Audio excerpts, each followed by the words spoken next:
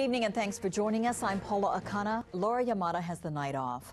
Hawaii lawmakers passed a wide array of measures tonight to tax pensions, reduce tax exemptions, and raise liquor fees to help solve the state's big budget deficit.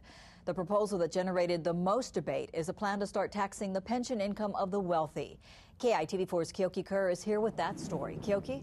Well, Paula, the State House passed more than 20 bills to help the state pay off a projected $700 million shortfall over the next 2 years.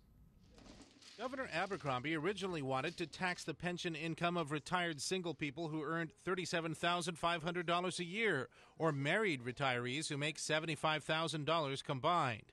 But the State House approved the pension tax for much higher income retirees. Single seniors would have to earn $100,000, and married couples would have to make $200,000 before the pension tax would kick in.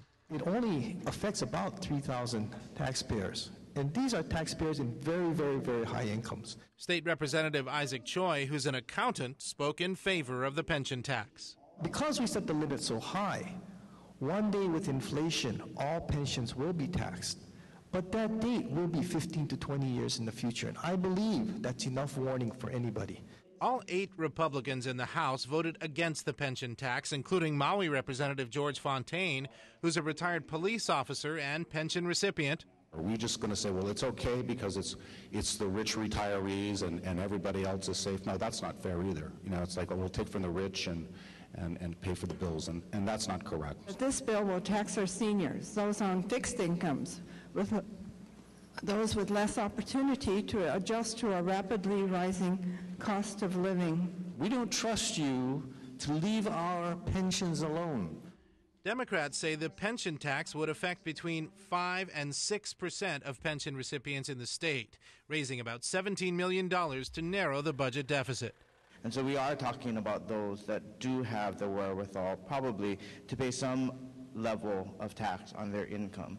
Taken all together, these are how we're going to balance the budget and provide the important services that we all want and people are asking for. Now, in the end, 5 Democrats and the entire Republican caucus voted against the pension tax. It now gets sent to the state Senate for consideration by senators. House Finance Chairman Marcus Oshiro, who you saw there, says he figures he'll have to make at least $240 million in cuts to programs over the next 2 years just to balance the budget on top of those tax and fee hikes that lawmakers have approved so far. Paula, back.